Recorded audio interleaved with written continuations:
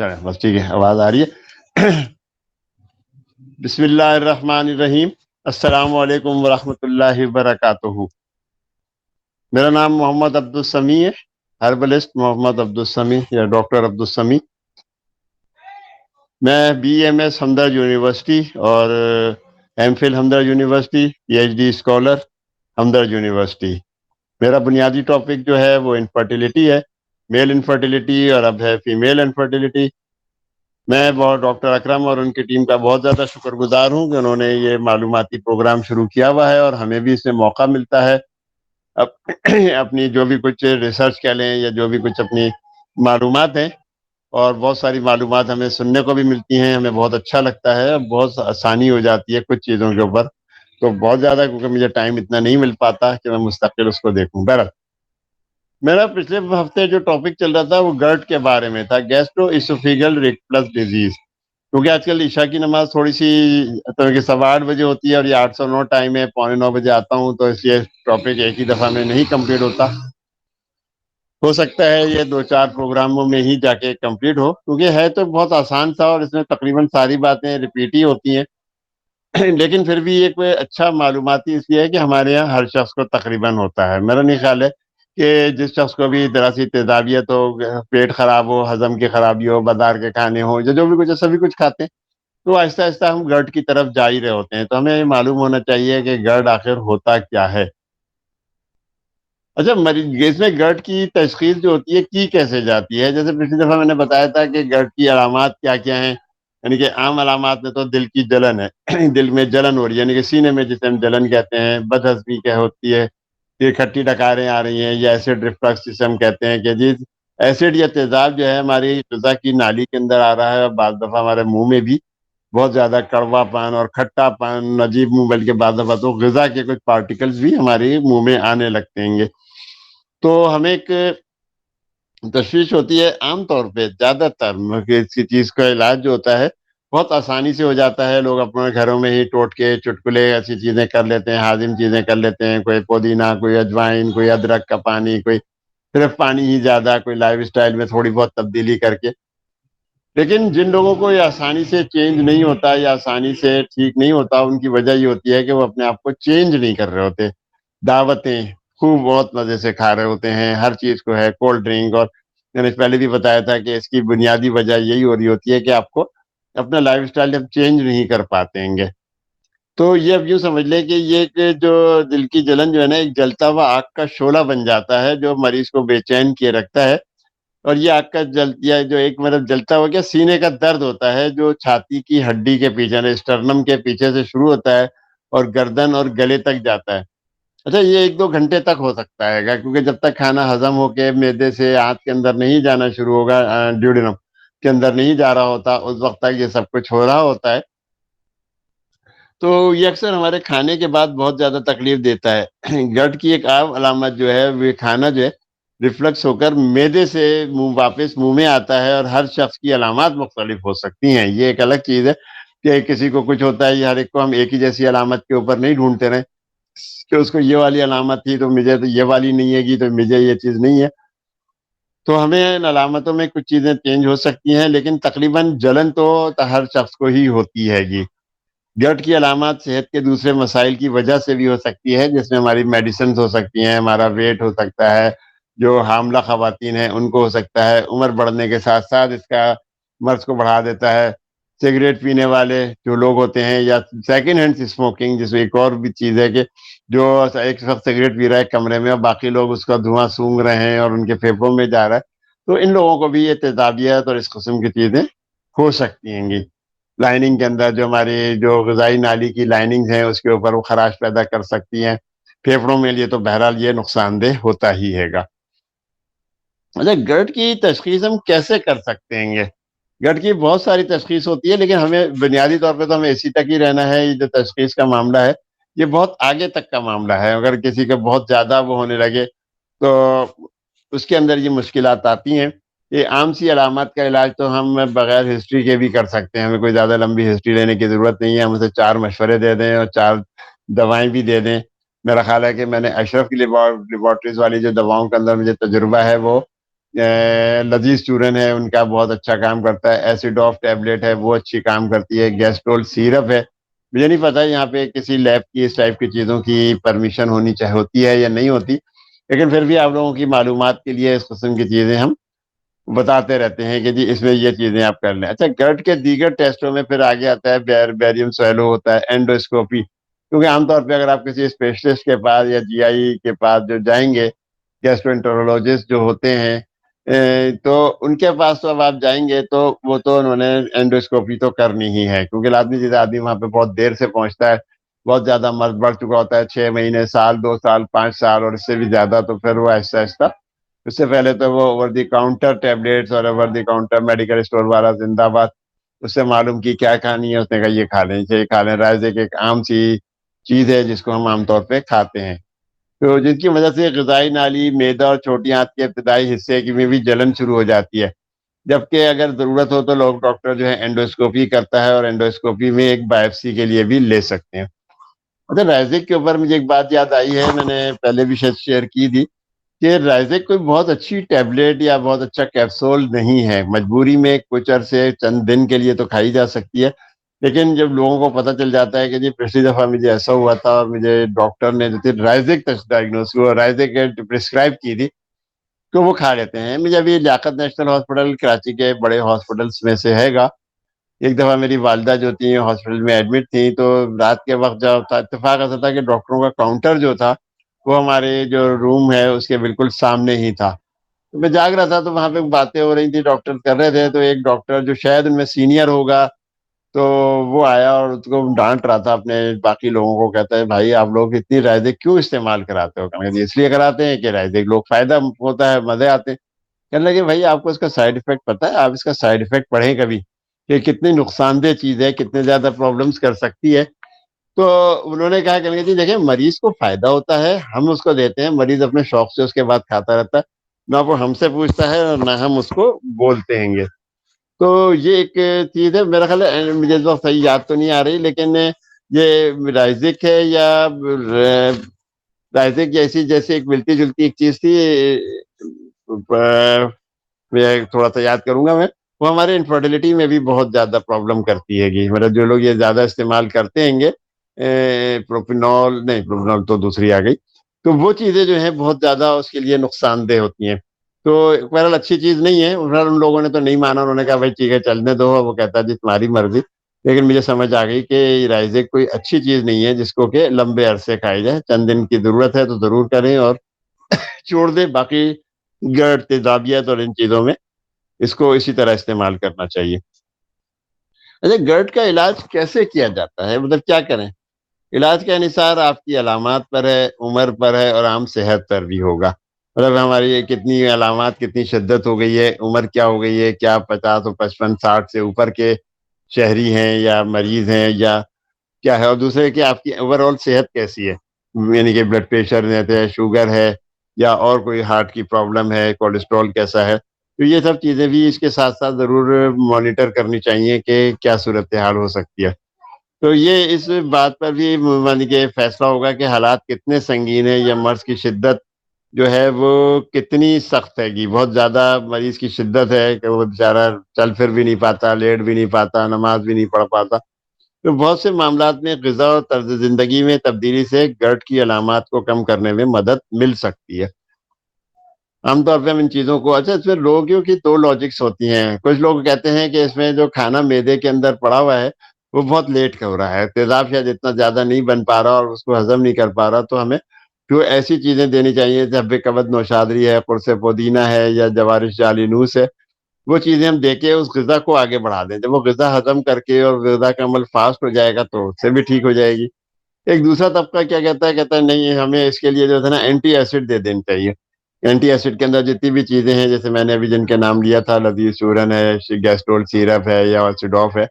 تو اب ہوتا کیا ہے اس سے کہ اگر ہم ایسڈ کو کم کر دیں گے، ٹھیک ہے ہم نے غذائی نالی کو تو ٹھیک کر دیا، لیکن اگر ہم انہیں ایسڈ کو کم کر دیں گے تو پھر اس کی بھوک آہستہ آہستہ خراب ہوتی جائے گی، کیونکہ اگر مجھے تو بھوک ہی نہیں لگتی، مجھے تو یہ نہیں ہوتا. ہم ایک اور کام کر سکتے ہیں کہ ہم گھونٹ گھونٹ کر کے پانی پی لیں. اگر جیسے میں تیزابیت بن رہی ہے تو ہم ایک ایک گھونٹ پانی پئیں گے تو وہ واش ہو جائے گی اور واپس نیچے کی طرف آنا شروع ہو جائے گا پانی. یعنی کہ جو تیزاب جو ہے وہ الکلائن میں تبدیل ہو جائے گا اور اس کی زیادہ پرابلم نہیں کرے گا۔ اچھا، گرد کی ان کی تشخیص ہو جائے تو کھانے سے بھی بہت زیادہ محتاط ہونا چاہیے، بلکہ ایک عام آدمی کو تو بھی اپنی غذا محتاط طریقے سے ہی استعمال کرنا چاہیے۔ مطلب جس کو اگر گرد نہیں ہے تو اس کو بھی کھلا ہاتھ نہیں رکھنا چاہیے، خاص طور سے آج کل کے کھانے اور کیمیکل۔ میں نے پہلے بھی گردے کے اور جگر کے حوالے سے جب باتیں کی تھی تو میں نے اس وقت یہی بات سمجھانے کی کوشش کی تھی کہ اب ہمیں یہ مسالے دار اور جتنے بھی پریزرویٹو والی چیزیں ہیں ان کا استعمال کم سے کم کر دینا چاہیے۔ شادی بیاہ اور ادھر تک ہم جب جاتے ہیں تو شاید پھر بھی کہیں کوئی چانس بن جائے، لیکن چونکہ ماشاءاللہ ہم لوگ کھانے پینے کے شوقین ہیں، پچھلے دنوں آپ نے دیکھا ہوگا کہ لاہور کے اندر وہ ایک کافی شاپ کھلی ہے اور کافی شاپ نے پوری دنیا میں اپنا ریکارڈ توڑ دیا کہ اتنی کافی پی رہی ہے، ہمارا ملک ڈیفالٹ ہونے والا ہے، حکمران ہمیں ڈرا رہے ہیں اور ہم جو ہے لاکھوں کے کروڑوں روپیہ ان طرح کی چیزوں پہ خرچ کر دیتے ہیں۔ یہ تو ہماری ایکٹیویٹیز میں بھی کوئی تبدیلی نہیں ہے اور یہ ایکٹیویٹیز ہماری صحت کے لیے بھی نقصان دہ ہے۔ تو اگر ہم یہ تبدیلیاں کریں اپنے اندر، غذائی تبدیلیوں سے بھی ہم بہت ساری تکالیف سے محفوظ رہ سکتے ہیں۔ جیسے وہی بات کہ تلی ہوئی چیزیں، چکنائی والی غذا سے پرہیز ہے، مکھن ہے، ملائی والا دودھ ہے۔ اچھا، دودھ بھی ایک اچھا اینٹی ایسڈ کام کرتا ہے، میرا خیال ہے دودھ کا بھی پی ایچ 7 ہی ہے، جسٹ نیوٹرل ہی ہے، لیکن اگر ہم اسے پانی ملا کے اس کو پئیں، لیکن اگر ہم نے اس کو ملائی والا دودھ استعمال کیا یا ملائی والا دہی استعمال کیا تو پھر وہ آپ کے لیے پرابلم کر سکتا ہے۔ دہی میں جیسے چھاچھ ہے، مٹھا ہے، جو دہی کا پانی ہوتا ہے یا مکھن نکالنے کے بعد جو پانی بچتا ہے، اگر ہم ان چیزوں کا استعمال کریں تو وہ زیادہ ہمیں بہتر کریں گی۔ لیکن ہمیں جو چکنائی والی چیزیں ہیں کیونکہ وہ ہضم نہیں ہوں گی، اس کے لیے ہمیں زیادہ ایسڈ کی ضرورت پڑے گی، زیادہ چیزیں ہمیں اس کے اندر ہاضمے کی جو ہاضم جوسز ہیں یا گیسٹرک جوسز کی ضرورت پڑتی ہے تو وہ ہمارے لیے پرابلم کرتے ہیں۔ تو چکنائی والی غذا سے ہمیں پرہیز کرنا چاہیے۔ مسالے دار اغذیات، جتنے زیادہ مسالے ہوں گے، باربیکیو ہے، ہری مرچیں ہیں، چاکلیٹس ہیں، الکوہل ہے نا، الکوہل جیسے سگریٹ بھی ہمارے لیے نقصان دہ ہے، اسی طرح سے الکوہل بھی ہمارے لیے اتنے ہی نقصان دہ ہے۔ ہمیں کسی قسم کی بھی الکوہل استعمال نہیں کرنی چاہیے، ویسے ہی مذہباً بھی نہیں کرنی چاہیے، لیکن کیونکہ اب ہم ماڈرن ہوتے جا رہے ہیں تو ہمیں ان چیزوں کو اپنی اس میں زیادہ استعمال کے لیے سیٹرس فروٹس ہیں ان کا بھی استعمال ہمیں ایسے کم کر دینا چاہیے۔ جو جوسز میں کافی ہے یا اور انرجی ڈرنکس ہیں، انرجی ڈرنکس تو خیر ویسے ہی نقصان دہ ہیں، ہم لوگ انرجی ڈرنک سے شکل میں پتہ نہیں کیوں اتنا پڑ گئے ہیں۔ تو نہ انرجی ڈرنک ہمیں استعمال کرنا چاہیے، نہ کولڈ ڈرنک جیسے ٹیم، پیپسی، فانٹا اور جیسی چیزیں ہیں، اس کا استعمال بھی ہمارے یہاں نہیں ہونا چاہیے۔ میں صاحبزادے کہہ رہے ہیں کہ بھائی ایسا تو نہ کریں، لیکن بہرحال یہ سب چیزیں جو نقصان دہ ہیں، میرا کام ہے کہ بالکل بتانا چاہیے اور ضرورت سے زیادہ بالکل نہ کھائیں۔ کھانا کھانے کے لیے تو وہی ہمارا ایک جو پرانا اصول ہے یا ہمارے مذہب نے ہمیں دین نے سکھایا ہے کہ معدے کے 3 حصے کریں، ایک حصہ غذا، ایک حصہ پانی اور ایک حصہ خالی رکھیں۔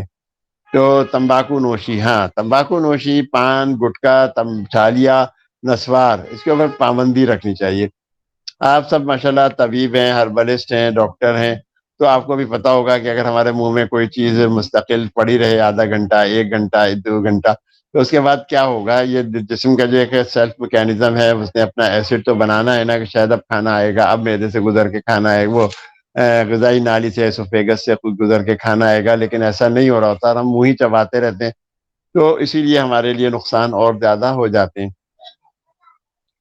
نماز کے لیے بھی یہی ہے کہ کھانا کھانے کے کم از کم 2 گھنٹے کے بعد نماز پڑھیں، یا نماز پہلے کھانا کھا لیں۔ اگر ہم کھانا پہلے کھا لیتے ہیں تو پھر بھی نماز پہلے پڑھ لیتے ہیں، کھانا ہمیں بعد میں کھاتے ہیں، تو ہمارے لیے بہت سارے مسائل سے گلو خاصی ہو سکتی ہے، یا ہم ان سے کہنا چاہیے کہ بچ سکتے ہیں۔ تو کھانے کے 2 گھنٹے کے بعد نماز پڑھیں۔ اسی طرح سونے سے بھی 2 گھنٹے پہلے کھانا کھا لیں۔ سوتے وقت کچھ بھی نہ کھائیں، بہت زیادہ ہو تو دودھ پی لیں، دودھ میں بھی ایک الائچی ڈال کے پئیں، لیکن چھان کے پئیں، ہم اسکم ملک کہتے ہیں، تو اسکم ملک استعمال کرنا چاہیے، اور بھینس کی جگہ گائے کا دودھ استعمال کریں، کیونکہ وہ کم چربیلا ہوتا ہے یا کم اس کے اندر چکنائی ہوتی ہے۔ تو ہمیں چاہیے اگر وزن زیادہ ہے تو وزن کم کریں، کیونکہ اگر ہمارا وزن جو ہے گا وہ بڑھا ہوا ہوگا تو ہمارے لازمی سی چیز ہے کہ ہمارا ریفلکس ہونے کا امکان اتنا ہی زیادہ ہو سکتا ہے۔ اسی طرح لاسٹ ٹائم میں نے ایک چیز اور بتائی تھی کہ اپنے بستر کا جو سرہانہ ہوتا ہے، ہیڈ سائڈ ہوتا ہے، اس کو اونچا کر لیں۔ خیر اب تو بڑی بڑی مسیلیاں آ گئی ہیں، اس کو تو خیر کوئی بھی شاید اونچا نہ کر سکے، لیکن ہمارے زمانے میں بچپن میں ہمیں یاد ہے کہ ہمارے پلنگ ہوتے تھے، تو پلنگوں کو اسی طریقے سے اونچا کر دیا جاتا تھا، 6 انچ، ہمیں نہیں پتا تھا کیوں ہوتا ہے، لیکن اب سمجھ میں آتا ہے کہ ایک وجہ یہ بھی ہے۔ شاید اس کا کوئی مذہب سے بھی تعلق ہو، کیونکہ ہم نے ابا سے کبھی پوچھا بھی نہیں کہ کیا تھا، بس ہوتا تھا جب ہم شہر میں پلنگ لگاتے تھے صبح رات میں، تو سب سے پہلے ہمیں یہ گٹے جو ہے کہنا چاہیے کہ لکڑی کے چوکور وہ رکھے ہوئے ہوتے تھے ہمارے پاس، اور وہ ہم ہر پلنگ کے جو سرہانے کے نیچے وہ لگا دیا کرتے تھے۔ اپنے بستر کا سرہانہ کم از کم یعنی کہ 6 انچ کے قریب اوپر ہونا چاہیے، تاکہ آپ کا میدا جو ہے آپ کے سر سے 6 انچ نیچے ہو، میدا نہیں کہ نیچے ہوگا، سر تھوڑا سا اونچا ہوگا۔ لیکن یہ کام تکیوں سے نہیں ہو سکتا، تکیے جب آپ رکھیں گے تو وہ ایک مناسب چیز نہیں ہو رہی ہوتی، تکیہ ہمیشہ ہمیں پتلا ہی وہ رکھنا چاہیے۔ نہیں تو اگر ایسا ہو تو پھر ہمیں گدا جو ہوتا ہے ہمارا، گدے کو اٹھا کے اس کے نیچے ایک تختہ یا کوئی ایسی چیز رکھ دیں تاکہ گدا تھوڑا سا اونچا ہو جائے، تو یہ بھی ایک پاسبلٹی ہو سکتی ہے۔ ہو سکتا ہے اپنے ڈاکٹر کو جو ہے نا، یا حکیم صاحب کو یا ہربلسٹ کو اپنی دوائیں ضرور بتائیں کہ آپ کون سی دوائیں کھا رہے ہیں۔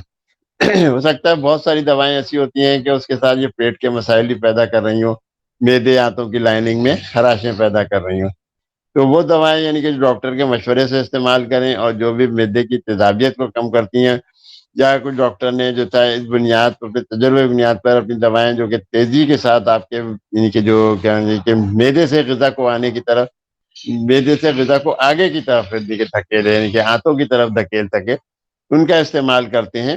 سیویئر صورتوں کے اندر، بہت زیادہ صورتوں میں سرجری بھی ریکمینڈ کی جاتی ہے، اور اگر گرڈ کا علاج نہ کیا جائے تو یہ صحت کے لیے مسائل کھڑے کر سکتا ہے۔ یہ ایک ہمیں سوچ لینا چاہیے کہ گرڈ کو اتنا آسان کام نہیں ہے، کیونکہ غذا کی نالی کے اندر وہ کینسر تک کر سکتا ہے۔ اگر آپ نے بہت سارے اور بھی وجہ ہیں، لیکن ایک وجہ یہ بھی ہے کہ وہ لائننگ کو آہستہ آہستہ کھانا شروع کرتی ہے، زخم بن جاتا ہے، اور صحت کے لیے مشکلات ہوتے رہیں گے۔ اچھا، ایسوفیجائٹس جو ہوتی ہے کہ ایسوفیگس کے اندر جو غذائی نالی کی ہم سوزش کہہ سکتے ہیں، ورم کہہ سکتے ہیں، یہ بھی آپ کے معدے میں جو موجود تیزاب کی وجہ سے غذائی نالی کی میں جلن ہوتی ہے، غذائی نالی تنگ ہو جاتی ہے، سخت ہو جاتی ہے، یہ غذائی نالی سے یعنی کہ غذا کے کھانے کے گزرنے کو مشکل بنا دیتا ہے۔ اچھا، اسی کی وجہ سے کیونکہ بیک پریشر پڑ رہا ہوتا ہے تو سانس لینے میں بھی دشواری ہوتی ہے۔ کیا ہوتا ہے کہ جب آپ کے معدے کے غذائی اجزاء جو ہیں نالی سے ہوتے ہوئے آپ کے لنگس میں بھی بعض دفعہ وہ چلے جاتے ہیں۔ اچھا، گرڈ کو روکنے کے لیے میں نے کیا کرنا چاہیے؟ اب جہاں اتنی ساری باتیں ہو گئی ہیں، تو گرڈ کو روکنے کے لیے کچھ ایسی خوراک اور طرز زندگی میں تبدیلی ہے۔ میں نے جو ایک چیز پہلے کہی تھی کہ ہر مرض کے اندر کچھ چیزیں ہیں جو کامن ہیں، کوئی بھی سر سے لے کے پیر تک مرض ہو، آپ کی ڈائٹ، آپ کا لائف اسٹائل، آپ کی غذا، آپ کا سونا جاگنا، آپ کا وزن، آپ کی ایکسرسائز، یہ ساری چیزیں ہر ایک مرض کے اندر شامل ہیں۔ مطلب ہو سکتا ہے کہ کوئی کہے کہ بھائی وہی ایک ہی بات ہے جو ریپیٹ ہو رہی ہے، لیکن گرڈ میں بھی وہی ہے، قبض کے لیے بھی وہی ہے، بواسیر کے لیے بھی وہی چیزیں، دوائیں کچھ مختلف ہو جاتی ہیں ہر جگہ پہ جا کے، لیکن یہی ہے کہ ٹانگوں میں، ہاتھ پیروں میں درد ہو رہا ہو تب بھی آپ کو یہ ایکسرسائز کرنی ہے، آپ کو لائف اسٹائل اپنا تبدیل کرنا ہے۔ تو کچھ خوراکیں اور جو طرز زندگی میں تبدیلی جو گرڈ کے علاج میں استعمال کی جاتی ہیں، گرڈ کو روکنے میں مدد کر سکتی ہیں۔ خوراک اور طرز زندگی میں تبدیلی سے گرڈ کا درد اور تکلیف کو روکا جا سکتا ہے، اور اس تکلیف کی کمی سے ہم جو ہے نا، کیا وجہ ہو سکتی ہے کہ اپنی ورزش کے معمولات کو میں آسانی سے ہم انجام دیں، یعنی کہ ورزش کریں، ہاتھ پیر چلائیں، ہلکی پھلکی ایکسرسائز کریں، مارننگ واک خاص طور سے۔ اب تو سردی کا بھی وہ نہیں رہا کہ جی پہلے تو سردی کا ہوتا تھا، سردی ہے سردی ہے، اب تو موسم بھی بہت بہتر ہو گیا، اور کراچی میں تو خیر اچھا خاصا گرم موسم ہو گیا ہے۔ مجھے اپنے ڈاکٹر یا جی آئی اسپیشلسٹ کو کب رجوع کرنا چاہیے؟ اگر گرڈ کی علامات ٹوٹکوں اور احتیاطوں سے ٹھیک نہیں ہو رہی، یا وہ مزید خراب ہوتی جا رہی ہے، یا کوئی نئی علامات شروع ہو جائیں، مطلب شدت شروع ہو جائے، مطلب مریض کو الٹی ہونا شروع ہو گئی، جسم کے وزن میں بلا وجہ کی کمی ہونے لگی، یا آپ کو جو نگلنے میں کوئی تکلیف یا درد ہو رہا ہو، کھانسی یا سانس لینے میں تکلیف ہو، الٹی یا پخانے میں یعنی کہ تھوڑا یا زیادہ خون کی مقدار موجود ہو، یا پھر سانس لینے میں شدید تکلیف شروع ہو جائے، آپ کو کمزوری ہو جائے، چکر آتے ہیں، بے ہوشی سی محسوس ہو، یہ بہت ساری علامتیں، کچھ بھی نیو شروع ہو جائے، کوئی بھی نئی چیز ہو، کوئی بھی آپ کو لگے کہ یہ مجھے نہیں تھا اور ایک دم ہونا شروع ہو گئی، تو فوراً ہمیں ہاسپٹل سے رجوع کر لینا چاہیے، کہ تاکہ ہمیں اپنا چیک اپ ہو جائے، ہمیں پتہ چلے کہ کیا ہے، بجائے اس کے کہ مرض بڑھے۔ گرڈ بیسیکلی تو ہضم کی ہی خرابی ہے نا، اس کے اندر بس یہ ہم یہ کہہ لیں کہ ہم اب اس کو فوڈ پوائزنگ تو نہیں کہہ سکتے، لیکن یہ کہ تیزابیت یا ایسیڈیٹی تک تو ہم اسے رکھتے ہیں، تو یہ گیسٹرک ایسڈ کی وجہ سے ہوتا ہے نا، اور آپ کے معدے سے غذائی نالی میں واپس آتا ہے۔ تو ہم اگر اپنی اس کا باقاعدگی سے علاج نہیں کریں گے تو صحت کے لیے بہت سارے یعنی کہ کہتے ہیں کہ مسائل پیدا کرے گا. بغیر کسی مطلب نقصان کے ہم علامات کو ٹھیک کر سکتے ہیں، لیکن احتیاط، پرہیز، علاج بہت زیادہ ضروری ہے کہ اگر ہم احتیاط، پرہیز اور علاج اپنا کرنا شروع کر دیں تو ہمیں ان چیزوں سے ہم بچت کر سکتے ہیں. اچھا، اپنے ڈاکٹر یا ہربلسٹ کو ملنے سے پہلے کچھ ضروری احتیاطیں ہونی چاہیے، یادداشتیں ہونی چاہیے جو آپ کے وزٹ کو بھرپور طریقے سے فائدہ مند بنا سکتی ہیں. مطلب ہوتا کیا ہے کہ ایسے میں ایک فزیوتھراپسٹ کے پاس ابھی بھی گیا تھا، کچھ چیزیں تھیں، مجھے اسکولیوسس انہوں نے ایکس رے کرایا تھا تو میں نے اسکولیوسس میں نے ڈائگنوز کیا کہ یہ ہے. مطلب یہ کہ انسرٹینٹی یا کہنا چاہیے کہ بس اچانک ہو گیا، اتفاق سے میں تو گیا تو لنگس کے حوالے سے تھا، تو گیا تو اس نے مجھے ایکسرسائزیں بتا دی. اب گھر آنے تک ہم سب وہ بھول چکے تھے، مطلب ہمیں یاد بھی نہیں ہے کہ اس نے جو ایکسرسائزیں بتائی تھیں وہ کون کون سی تھیں اور کیا تھی. تو ہمیں اسی طرح چاہیے کہ جب اپنے ڈاکٹر کے پاس جائیں نا، تو اول تو اپنی تمام بیماریاں یا وہ ضروری بیماریوں سے ڈسکس نہیں کر پاتے جو ہدایت دیتا ہے، واپسی تک بھی وہ ہمیں یاد نہیں ہوتی. اس لیے مناسب ہے کہ اپنے ہربلسٹ سے یا اپنے ڈاکٹر سے ملنے سے پہلے اپنے سوالات کی لسٹ ضرور بنائیں. یہ کہ بہت اچھی احتیاط ہوتی ہے مریض کے لیے کہ اگر ہم اپنے سوال لکھ لیں، کیونکہ آپ جتنی بھی چیزیں ہوں گی، آپ 6 چیزیں سوچیں گے کہ میں نے ڈاکٹر کو جا کے بولنی ہے، تو ڈاکٹر نے کو اول تو ہم 6 کی 6 نہیں بول پاتے. یہ 4 چیزیں ہیں اس کے ساتھ کی کمپلین اگر ڈاکٹر نے سوال کر لیا تو ہم بتا دیں گے، ورنہ ہمیں یقت یاد نہیں ہوتا. دوسرے ڈاکٹر نے کیا بتایا اب ہم سوچتے رہ جائیں گے کیا. تو ڈاکٹروں کے جا کر آپ خود اپنی ہی کلینک میں بھی کبھی نوٹ کریں کہ جو آپ کسی مریض کو کچھ اپنے پرسکرائب کرتے ہیں چیزیں اور اس کو بتا دیتے ہیں تو لکھا ہوا ہوتا ہے، ہم باقاعدہ لکھتے ہیں صبح شام، بعد غذا، رات سوتے وقت، ناشتے کے بعد فلانی چیزیں. وہ پھر پوچھتا تھا جی پھر یہ کس وقت کھانی ہے؟ ایسے تو ناشتے کے 2 گھنٹے بعد بھائی ناشتے کے 2 گھنٹے بعد نہیں، آدھا گھنٹہ پہلے کھانی ہے. تو یہ کسی کو بھی یاد نہیں رہتی ہیں. ہم خود بھی ہمیں دیکھنی چاہیے کہ ہم وہ بیماریاں جو ڈسکس نہیں کر پا رہے ہیں یا ڈسکس کرنی چاہیے ہمیں، وہ ہدایت دیتا ہے تو ہمیں اگر یاد نہیں ہے تو ہم کیا کریں اس کو، یا تو موبائل اپنا اس کے سامنے رکھ دیں، لیکن اس میں صرف اس کی ریکارڈنگ ہوگی جو اس نے ہدایت دی. ہم نے کیا کرنا ہے گا، ہم نے جو بولنا ہے تو ہمیں کیا کرنا چاہیے کہ ایک تو اٹینڈنٹ کو ساتھ ہے. عام طور پہ ہمارے ہاسپٹل میں ایک آتا ہے کہ ایک اٹینڈنٹ الاؤ ہے. الاؤ مطلب بیسیکلی اٹینڈنٹ کا کام یہ ہوتا ہے کہ آپ کی چیزوں کو یاد رکھیں، آپ کی اپنی چیزوں کو کہ آپ کے ساتھ آپ نے کیا کیا بولنا تھا یا آپ کو کیا ڈاکٹر نے ایڈوائز کی. باقی بات چیت آپ ریکارڈ کریں، سب کچھ کریں، لیکن پوائنٹ نوٹ کریں. کوئی نئی دوا یا علاج کس لیے لکھا گیا ہے، کب تک استعمال کرنی ہے، یہ بھی جان لیں کہ اس کے مضر اثرات کیا ہیں. کیونکہ جو کنسلٹینٹ ہوتا ہے عام طور پہ 15-20 دن یا مہینہ بھر سے پہلے عموماً آپ کو نہیں ملے گا. حکیم صاحب کے پاس یا برس کے بعد تو آپ 1-2 دن کے بعد بھی جا سکتے ہیں، وہ آپ کو آسانی سے نہیں ملیں گے. تو ڈاکٹر سے یہ پوچھ لیں اور اپنی تمام بیماریاں لکھیں، کب سے ہے، کیوں ہے، کیا ہوا، کیا چیز آپ کی بیماری کو بڑھا دیتی ہے، کس چیز سے آپ کو فائدہ ہوتا ہے. اس میں تو جتنے بھی ڈاکٹر کو معلوم کرنی ہوں گی وہ کر لے گا، لیکن ہم اپنا تو پورا حساب کتاب کر لیں. کیونکہ اگر دوا نہ کھاؤں گا تو کیا ہوگا، مطلب ایک عجیب سا سوال ہوتا ہے. لیکن آپ نے کر لینا کہ جی ابھی میں دوا کو اس طرح کرنا چاہتا ہوں یا بہت زیادہ ضروری ہے یا میرا مرض کس اسٹیج کے اوپر ہے کہ مجھے اس پہ بہت زیادہ وہ کرنا ہے. اچھا، فالو اپ یا اپائنٹمنٹ بھی ہمیں پوچھ لینا چاہیے کہ مجھے آپ کو 15 دن بعد دکھانا ہے یا 1 مہینے کے بعد مجھے دکھانا ہے.